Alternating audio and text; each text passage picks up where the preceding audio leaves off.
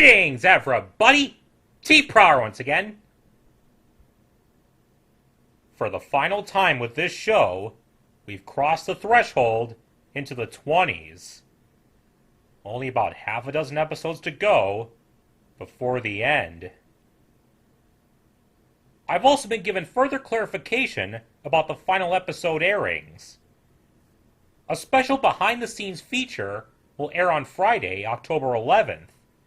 And then on Saturday, October 12th, episodes 24 through 26 will air on prime time, which means around 8 p.m. where I am. Well, that's certainly changing the formula quite a bit, especially for the finale of the entire series. So that's going to be very interesting. As for this episode, I'm completely in the dark. What I can surmise from the title is that there's probably some contest or competition, because a shoo-in means an easy or guaranteed winner. The question is, what sort of competition is it, and who is guaranteed to win? Or am I off base and this is just about horseshoes? Well, let's find out. Without further ado, let's jump right into Season 9, Episode 20. A Horse Shoo-In. Gotta love those pony puns. Let's get to it! I think you really spruce up the office, Miss Hey, Phyllis. Starlight. Oh, I'm gonna call you Phyllis. Don't you look good, Phyllis? Huh, that's adorable. Come in. Hey, Twy. Were you just talking Hey, to someone? Spike. No. Why? Starlight, I have something very important to discuss with you. If this What about is it? Early yesterday, I didn't have any students on my schedule, and Trixie was having a magical emergency, which actually turned out to be nothing. Sounds just like her. Twilight Sparkle, the Princess of Friendship, in light of her impending ascension to the throne of Equestria, and in anticipation of her many duties and responsibilities forthwith, does hereby intend to make good on her previous offer to you, Starlight Glimmer, of replacing her as headmare of the School of Friendship. Oh, bringing that up again. I know. It's just so amazing. I'm a little... Do you think I'm really up for it? Of course you do. I've covered for you every time you've had to run off and save Equestria, but, I mean, yes. Of course. Thank you! Ugh. Aww. You're welcome. And I can't think of any pony who'd be better for the job. She's really happy about Nervous this. and excited. I'm mostly just nervous. I understand. Of course, I'll have a lot of important responsibilities as ruler of Equestria, but I'll always be available to help whenever you need. Delivery? Are you supposed to be at a royal etiquette lesson with Celestia and Luna right now? Right. Oh, she's already getting the proper training for it. Napkin placement. Good luck. Wow. I mean, no biggie, right, Phyllis? I've totally got this. Oops. Sorry, Phyllis. So, we're back to this now, huh? Twilight did bring up the fact that Starlight would take over the school when she became ruler of Equestria. And it looks like that's set in stone now, too. Just like Celestia and Luna's retirement. I can't think of any pony else better suited for the job. And I just hope she'll be as confident about it as her studiousness is. Hey, Trixie! I'm nothing but proud that you've been officially offered the position of head mare. Thanks. But I can't help wondering if it's going to cut into our social schedule. What do you Oh mean? boy. Take Still on that, that, for are example. we? Instead of heading to the delightful lunch I had planned, we're striding with determination toward what I can only assume is Twilight's office. Let her Obviously, have our this, lunch is Trix. Super important, but so is taking over the school. And the only pony who's really run the School of Friendship is the Princess of Friendship. And I'm worried about doing it all alone. So I want to get as much advice from Twilight as I can while she's still here. Makes sense. Twilight's never really done anything alone. She always has her friends. Well, Just you're give me an not idea. wrong. Thanks, Trixie. You can give good advice when you don't mean to. Was that a Are we compliment? still doing lunch? Napkin folding? Getting royal place settings just right is a lot harder than it looks. I was never good at origami I know myself. how busy you are, but I wanted to talk to you about running the school because, honestly, I was a bit worried about taking it over all on my own. But I just realized you never did it alone. Having Because a she's friend got help her out friends. is pretty great. Exactly. So, Wow. what do you think about me hiring a vice-headmare to help run things? I That'd be a trust you to great run the school idea. Any way you want. And if that means hiring a vice-headmare, I think it's a great idea. Twy approves. Like you said, I've always had ponies around to help. And don't worry, you can always call on me to... Twilight, Rarity says you were supposed to be at the boutique 5 minutes ago for your second fitting for the coronation gown. Oh How many boy. fittings are there gonna be? A lot? I guess it needs to properly complement your royal figure, Twy. We can't have you looking anything less than majestic on Coronation Day. Anyway, good luck finding your vice-headmare. I know you'll pick the right pony for the job. Absolutely she will. Wow. I heard the whole thing, and all I can say is, I am humbled. Wait, you think it's gonna be you, Trix? But hearing you say it out loud made me realize what a great and powerful vice-headmare I'll be. Plus, we get to work and socialize at the same time. I think you're getting ahead of yourself, But hon. I can't just give you the job. You have to show no, you're of course qualified. not. I imagine there's a lengthy process to go through before you inevitably hire the best pony for the position. Wink. Exactly. Subtle. I'll probably interview several ponies. Of course. Several. Wink. Why do you keep saying wink? Because, Starlight, subtlety and Trixie go together about as well as chocolate and onions. I'm not saying wink. Wink. Oh, Trix. I'm glad you all decided to be part of the search for the School of Friendship's vice-headmare. Okay, hold up a sec. Let's see what we got here. We have Trixie, obviously. Big Mac, kind of a surprise. Octavia, very pleasant surprise. Dr. Hooves, equally nice surprise. And Spoiled Rich? Starlight, if you value your sanity, you keep that bitchy, abusive snob as far away from yourself as possible. Honestly, if you're looking for some pony to fundraise, I can bring in enough bits to have several buildings named after me. Still as that's not egotistical the as ever. primary responsibility of the vice-headmare, but any pony is welcome to apply. I think the selection process I've come up with is pretty special. Albeit unnecessary. Okay, you can stop that Since now. You all have to prove you have what it takes to be vice-headmare. I've designed the interview in 3 stages. Each stage will test a different skill the vice-headmare needs. Only those who do well will move through the stages until finally the best candidate rises to the top. Sounds right to me. Without further ado, it's time for stage 1, substituting for the teachers. Ooh, that's important. Once the students get a sample of my great and powerful instruction, they might not want to go back to the regular faculty. Now, don't be too sure about that. Wow, that seam is so straight. You really learned how to sew from mending apple sacks on the farm? Yep. Not bad, Big Mac. Obviously, loyalty is the foundation of friendship and trust. But nothing gets more loyalty than a big stack of bits. This book Oh, on business good will teach grief. you all how to earn your own. Chapter 1, Equity. You're not getting far, Spoiled. Octavia teaching music. Naturally. Oh boy, the Ovidiphone's back. Huh. Nice job rolling with it, Tabby. And of course, Doc leads with science. Impressive. In the pre Equestria era, year 1322, Abraxius the Bold did... Ooh, a bunch of boring stuff for a really long time. Some pony didn't I rehearse know for history's this. important, but I never learned any of it, and look how I turned out.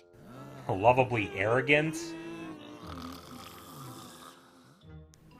I don't think you're proving your worth, Trix. Wink.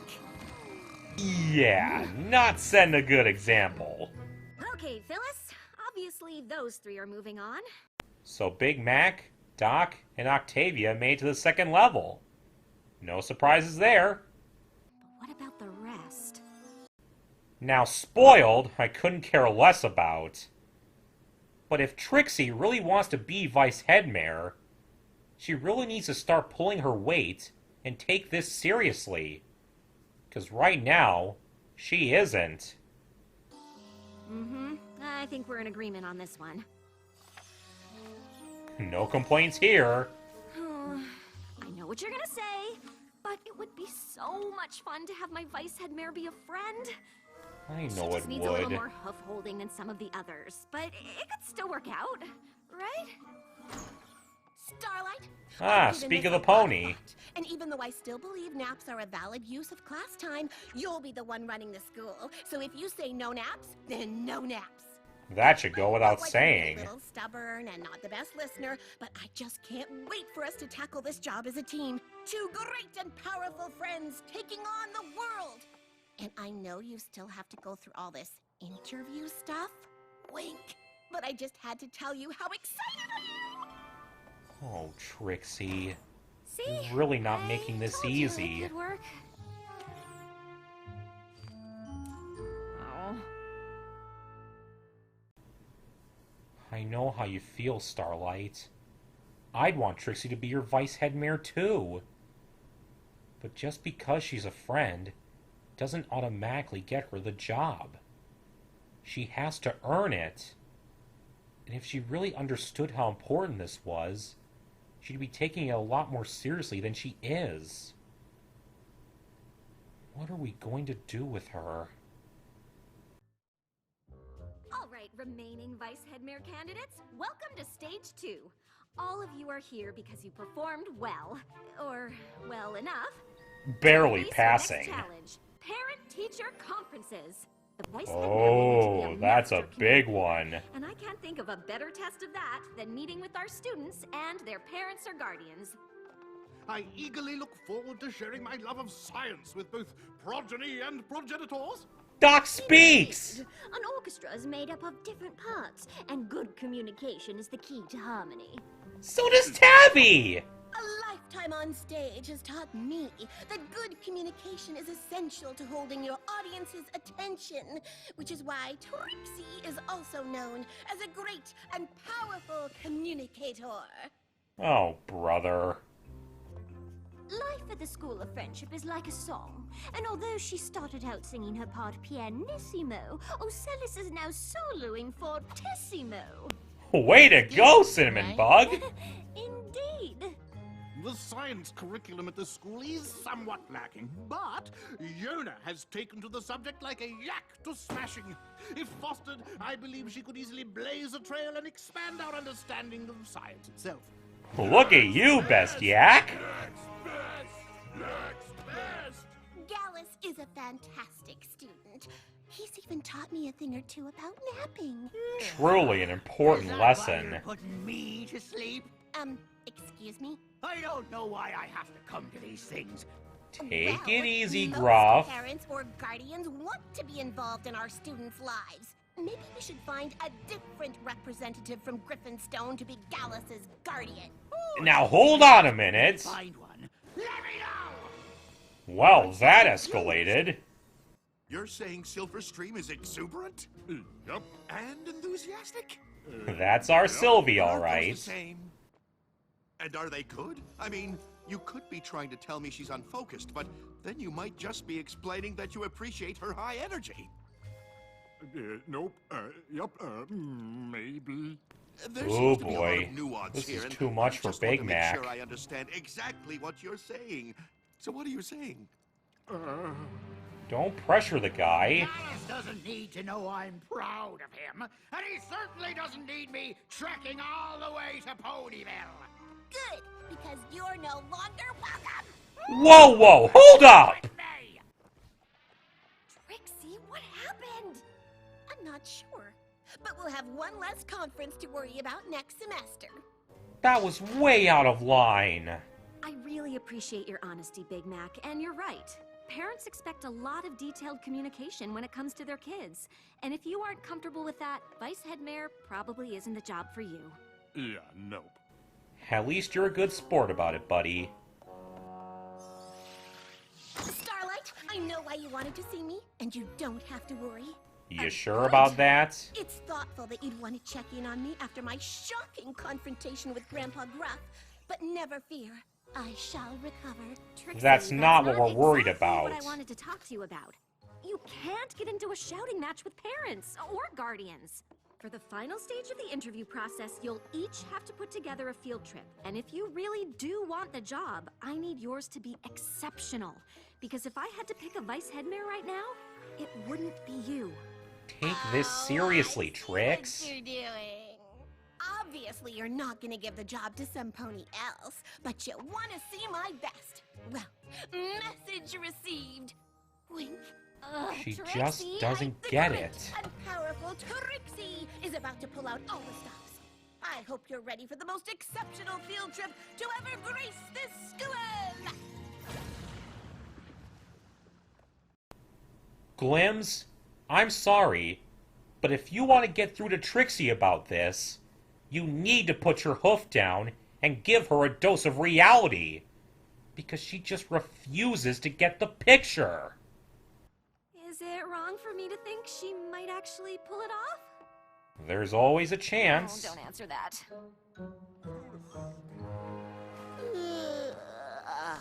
Doing Not okay, looking forward Gallus? to the performance? I know Octavia loves music, but a field trip to a classical music performance isn't my idea of an exciting time. Whoa! Hey, Vinyl! Aw, yeah! Now we're talking! Okay,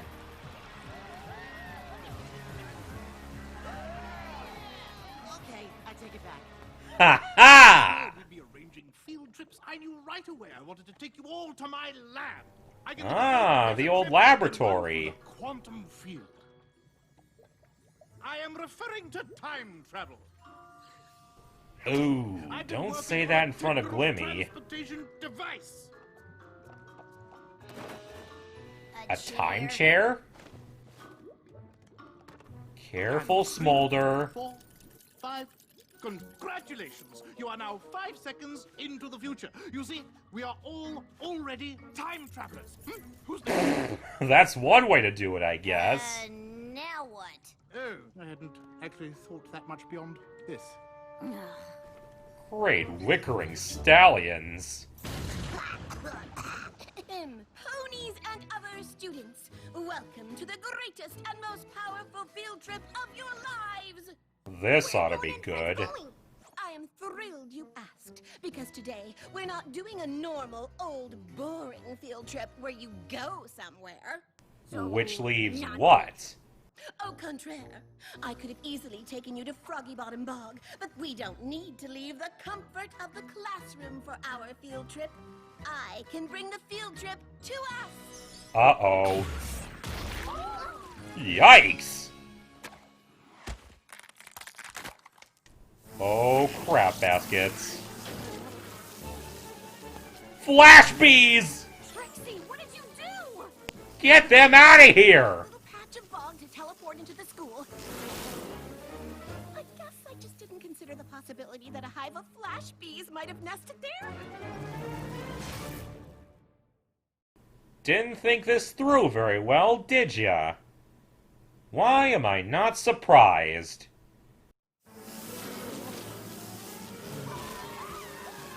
Aw, crap!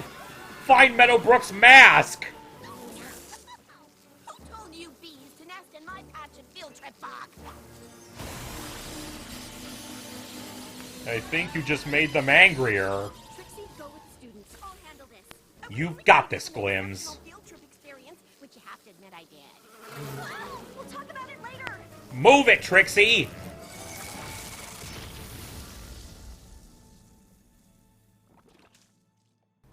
Well, Starlight? that got rid of them. Hey But there. what a mess. So, they're gone? Yes. Nice Uh-oh. teamwork. Am I right? Are you kidding? Oh, I don't know what team jeez. you're on, but it isn't mine. This was a disaster. It was dangerous. I think the words you're looking for are great and powerful. It wasn't even acceptable. You could have seriously hurt the students! Blowing things so out of proportion, you put every creature in danger. And I wanted to work with a friend so much, I ignored the fact that you would never be right for the job. I'm confused. What are you saying? Oh my god. Trixie, you cannot be serious! She's spelling it out for you, plain as day! You are not vice-headmare worthy!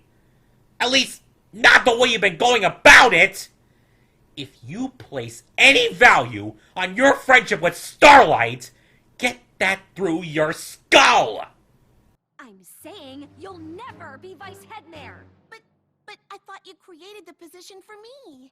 No, she didn't! I created the position because I need help, but I can't think of any way that you would ever help me. Twilight's friends always helped her. Because they proved they could! They're competent. They care about what they're doing, and they know how to do it. Well, I guess I won't take up any more of your time, Headmare Starlight. It had to be done. Starlight? Great timing, I just thought I'd check Twi. in to see how the search for a vice-headmare was going. A lot better now. Nice work. Okay. I really wanted it to be a friend, so I ended up pushing aside some pretty big signs that it wasn't gonna work out. Not Oh, every pony is right Glimmy. for every job, but every pony has something to contribute. The trick is figuring out what. What if you and your friend can't figure it out?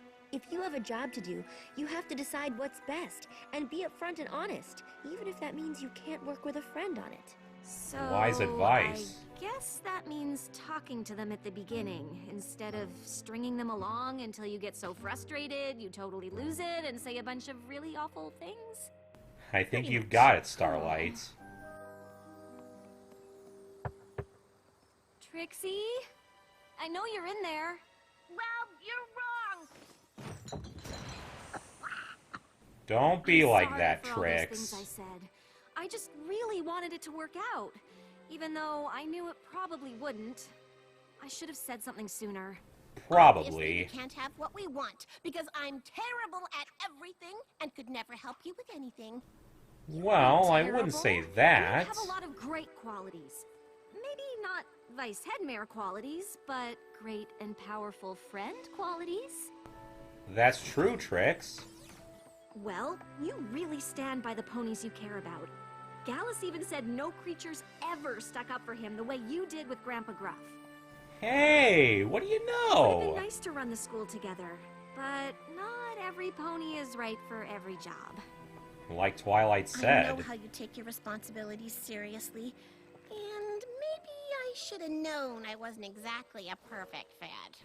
Right. Makes you feel any better? No pony was. What do you mean?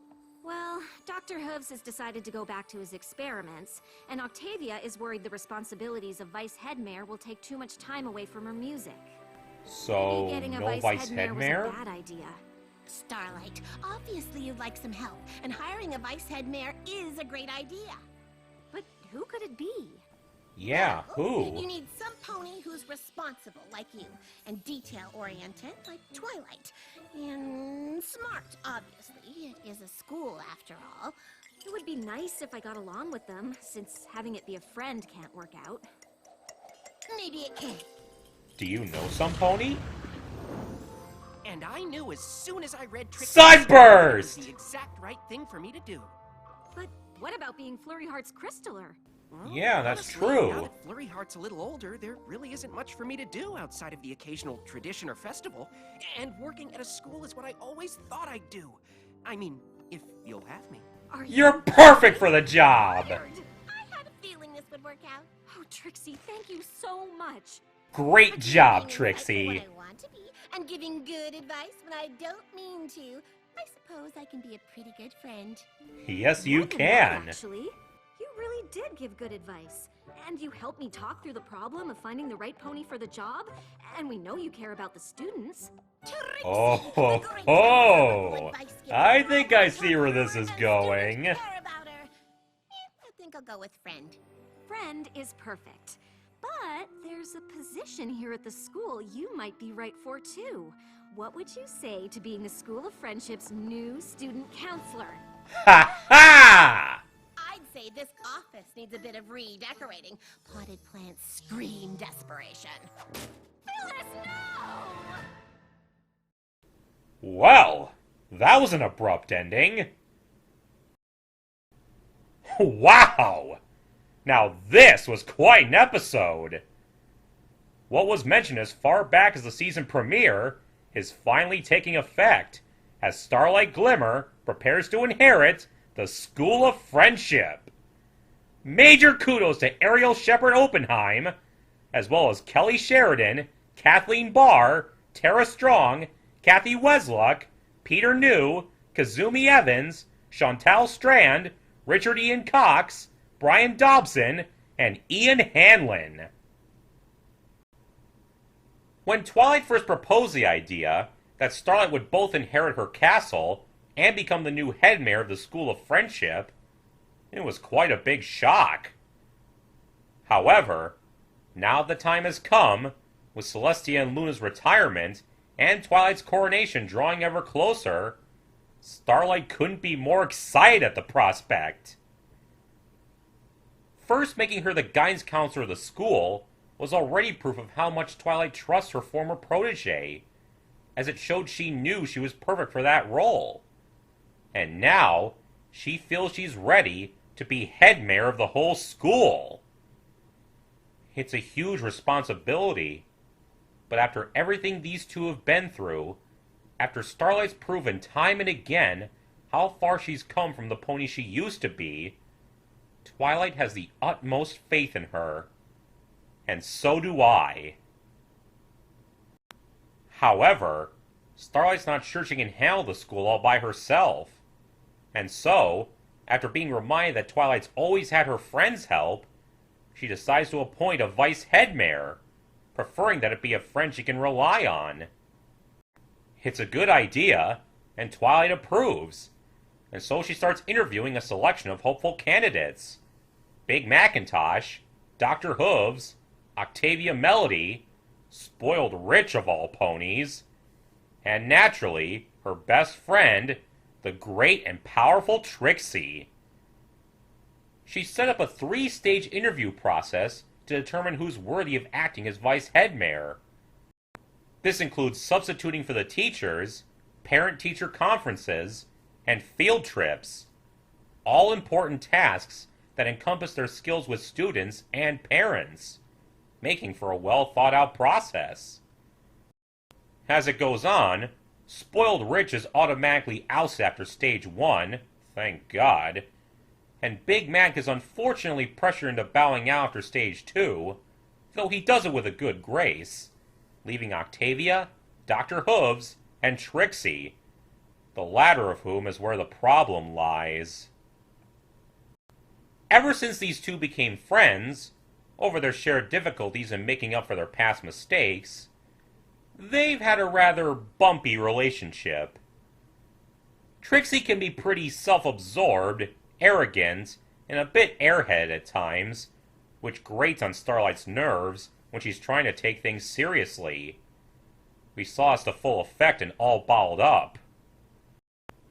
Conversely, this very season, Trixie acted as the more sensible one, when Starlight was too often putting her work as guidance counselor over spending time with her friends, especially when she promised to help with a party for said friends. Though she herself admitted she pressured her a little too much. Nevertheless, Trixie always means well and genuinely cares about her friends, and Starlight knows this, so she can't stay mad at her for too long, and the two make an adorable pair. Not even a disastrous road trip they were unprepared for can break them apart. Unfortunately, because they're such good friends, Trixie automatically assumes that the role of vice-headmare was made just for her, and feels confident that it's as good as won. Even when Starlight explains that she has to go through the proper process of selecting a candidate, Trixie blows it off as a simple formality, feeling sure that Starlight will still choose her by the end. On Starlight's end, she'd greatly love to be working alongside a friend, and really wants Trixie to be worthy of the post. However, she doesn't want to fall into the trap of nepotism. You shouldn't hire someone for a position just because you're on close terms with them. You can't just flex your power to show favoritism like that. They have to be properly suited for the job they're hired for. Sure, Twilight has her friends working as professors, but she knew they were perfectly capable of being the teachers she needed after everything they've been through. They proved they could be counted on.